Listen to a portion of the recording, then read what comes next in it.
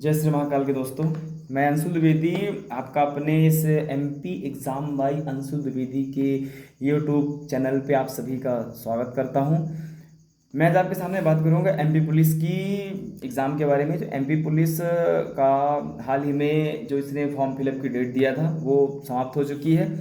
तो अब 12 अगस्त से उसके एग्ज़ाम का उसने शेड्यूल दिया हुआ है। अब हमारे पास एक महीने का समय बचा हुआ, एक महीने से भी कम का समय बचा हुआ। अब हमें इसमें किस तरह से अपनी तैयारी हमें करना है कि हम इस एग्ज़ाम में अच्छी तरह से नंबर गेन सकें और रिटन एग्ज़ाम क्वालिफाई करके, फिजिकल क्वालिफाई करके फाइनल सिलेक्शन हम ले पाएँ। ठीक है, तो बात आती है कि हमें किस तरह से मैथ सेक्टर हमें तैयार करना है, किस तरह से रीजनिंग सेक्टर तैयार करना है, या किस तरह से सारे पोर्शन हमें इसका तैयार करना है। ठीक है, मैं भी तैयारी ही कर रहा हूँ और मैं भी एग्ज़ाम लगातार गवर्नमेंट जो भी वैकेंसियाँ आती हैं उनकी तैयारी ही कर रहा हूँ। अभी तक फाइनल सेलेक्टेड किसी में नहीं नहीं है ना।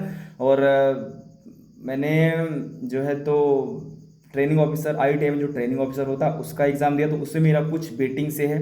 फॉरेस्ट गार्ड का भी मैंने एग्ज़ाम दिया हुआ है, जेल प्रहरी इसी में था, इसका मैंने दिया है। आबकारी का भी मैंने दिया, तो उसका भी मेरा वेटिंग में है। मतलब कुछ नंबर के कारण सिलेक्शन जनरल कैटेगरी से हैं, तो कुछ नंबर से हो सकता है कि उसमें चूक हो जा रही है। फिर भी कोई नहीं, पटवारी का जिस हिसाब से माहौल चल रहा है तो आप सभी देख ही रहे हैं, है ना। पटवारी का आगे क्या होगा, अगर सभी अगर आपस में आंदोलन अगर ऐसे ही बनाए रखते हैं, है ना।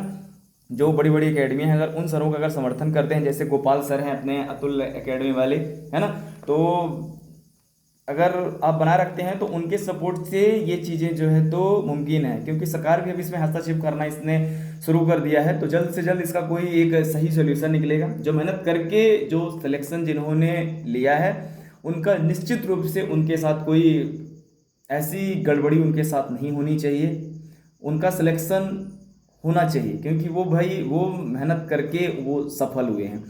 ठीक है, बात आती है तो तैयारी की बात आती है, तो पिछले बार भी मैंने पुलिस का एग्ज़ाम दिया था, किसी कारणवश सिलेक्शन नहीं हुआ, फाइनल सिलेक्शन नहीं हुआ। मैं और नीरज सर रीवा, जो आप यूट्यूब चैनल देखते हैं ना, हम और वो साथ में ही बैठ के हमने तैयारी की और साथ में हम दोनों ने मतलब कई एग्ज़ाम हम दोनों ने क्वालिफाई किया है।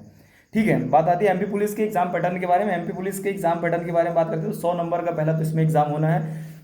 35 से 40 नंबर का मैथ का पोर्शन रहना है। 35-40 के बाद उसमें जो है तो रीजनिंग का पोर्शन होना है।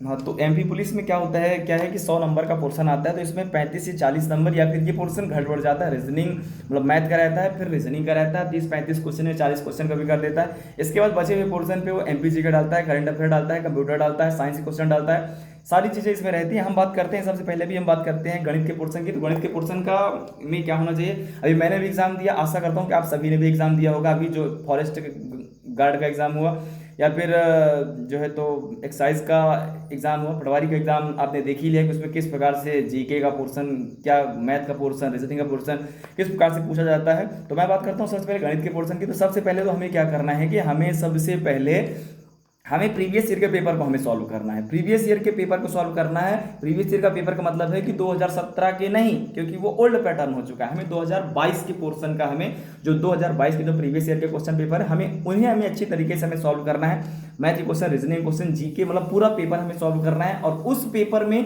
प्रीवियस ईयर के पेपर सॉल्व करने के बाद हमें उसमें से हमसे क्या नहीं बन रहा है वो पहले तो आपको नोट कर जाना है कि आपकी मेंसुरेशन से या फिर टेग्नामेट्री से, है ना, और जो भी है जितने भी टाइम एंड वर्क से, आयु से, है ना, प्रतिशत से, प्रॉफिट एंड लॉस से, मतलब जो भी चैप्टर आपसे नहीं बन रहे, जो भी क्वेश्चन आपसे नहीं बन रहे, उन क्वेश्चनों को आप एक पेज पे नोट कर लें या फिर वो चैप्टर आप नोट कर लें और उस चैप्टर को आप बेसिक से एक बार देखने की कोशिश करें।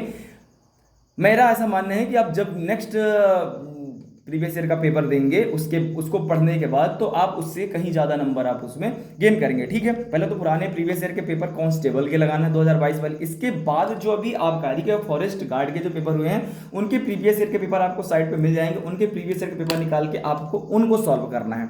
ठीक है। रही बात, फिर वही मैं एक बात फिर बोलूंगा कि जो चैप्टर आपसे नहीं बन रहे उसमें, उनमें आप मार्क करते जाएं, उनको आप उसको चैप्टर वाइज आप उसको पढ़ने की कोशिश कीजिए और फिर आप उन्हें सॉल्व करने की कोशिश कीजिए, निश्चित रूप से आप वो बनेंगे। ठीक है। सबसे ज्यादा अगर हम बात करते हैं, सबसे ज्यादा पटवारी के इसमें पुलिस के एग्जाम में सबसे ज्यादा पोर्शन अगर किसी का पूछा जाता है तो रहता है सिंप्लीफिकेशन का। सिंप्लीफिकेशन के सबसे ज्यादा क्वेश्चन देखने को मिलते हैं। इसके बाद टाइम एंड वर्क के क्वेश्चन रहते हैं, एवरेज के क्वेश्चन रहते हैं। क्वेश्चन सभी के रहते हैं, पर इनका रेशियो दूसरे अन्य प्रश्नों की अपेक्षा इनका रेशियो ज्यादा रहता है। मैं अगर बात करता हूं सबसे ज्यादा किसके किसके सरलीकरण के क्वेश्चन रहते हैं, एलसीएम एचसीएफ के क्वेश्चन रहते हैं।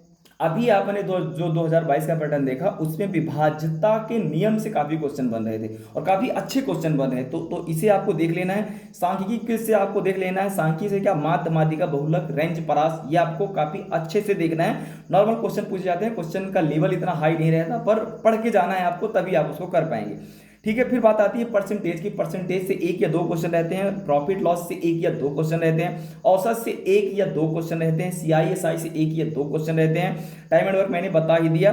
प्रायिकता आपको पढ़नी है, प्रायिकता से 1 या अधिकतम 2 क्वेश्चन आपको देखने को मिलता है। रेलगाड़ी आपको पढ़ना है ना, रेलगाड़ी आपको पढ़ना है। टाइम एंड डिस्टेंस आपको पढ़ना है। ये सारे चैप्टर आपको अच्छे से करना है और बेसिक क्वेश्चन पूछे जाते हैं। पहले आपको नॉर्मल क्वेश्चन करने की प्रैक्टिस करनी है। अब आपको प्रीवियस से जब आप पेपर सॉल्व करेंगे ना, तो उसमें आपको पता चलेगा कि हाँ क्वेश्चन का पैटर्न कैसा है, कैसा क्वेश्चन बन रहा है। फिर आप उसके एडवांस क्वेश्चन लगाने की कोशिश करेंगे तो आपसे सारे क्वेश्चन बनेंगे और वही क्वेश्चन आपसे एग्जाम सेंटर पे आप जो है तो माइंड पे आपका प्रेशर नहीं रहेगा कि ये क्वेश्चन मुझसे नहीं बने, आप निश्चित रूप से वो क्वेश्चन आप कर पाएंगे। ठीक है। तो ऐसी आपको तैयारी करनी है। और रही बात कि पिछले एग्जाम में कुछ नए पैटर्न या कुछ नए टॉपिक इंक्लूड हुए, जैसे शेषफल प्रमेय से, शेषफल प्रमेय से काफी क्वेश्चन मतलब पूछे मिले हैं। हर शिफ्ट में क्वेश्चन पूछे गए हैं या कुछ लास्ट की शिफ्टों में इसके क्वेश्चन पूछे गए हैं, तो आपको ये भी पढ़ के जाना है। एवरेज आपको पढ़ना है ना, मतलब ये सारे क्वेश्चन आपको करना है। और सरलीकरण तो आपको बेहतरीन तरीके से पढ़ना है। अगर आप सरलीकरण आप अच्छे से मजबूत करते हैं, परसेंटेज आप मजबूत करते हैं, अच्छे से एलसीएम ऐसा करते हैं, तो बाकी के चैप्टर आपके लिए बहुत ईजी हो जाएंगे। आपको इन चैप्टरों को बेसिक मतलब बहुत अच्छे तरीके से आपको पढ़ के जाना है। और आप प्रीवियस ईयर के जब पेपर सॉल्व करेंगे तो आपको क्वेश्चन का पैटर्न पता चलेगा कि हाँ फॉरेस्ट गार्ड में या फिर आबकारी में या फिर इसमें पटवारी में किस प्रकार के क्वेश्चन पूछे गए थे। इनको आप कोशिश कीजिए करने की। इसके बाद तो काफी चैप्टर है, मेंसुरेशन हो गया, ट्रिग्नोमेट्री हो गया, ज्यामिति हो गया है ना, जियोमेट्री हो गया, तो काफी क्वेश्चन है, पर ये बेसिक क्वेश्चन है। इनको आप पढ़ने की, नाव धारा हो गया है ना, इनको आप पढ़ने की अच्छे से कोशिश कीजिए। इनको आप एक बार पहले नॉर्मल क्वेश्चन लगा लीजिए पहले सारी तरफ से। ये चैप्टर ऐसा है कि आपसे बनने लगे, ठीक है। फिर आप प्रीवियस ईयर के पेपर सॉल्व कीजिए, आपसे वो क्वेश्चन अपने आप ही बनेंगे। आपका दिमाग अपने आप ही उसमें कुछ ना कुछ वर्क करना शुरू कर देगा कि हाँ ये क्वेश्चन हमें कैसे करना है। ठीक है। तो ऐसी ही जानकारी के लिए आप बने रहे मेरे साथ और लाइक सब्सक्राइब करें मेरे इस MP exam by Anshul Dwivedi channel पे। नमस्कार।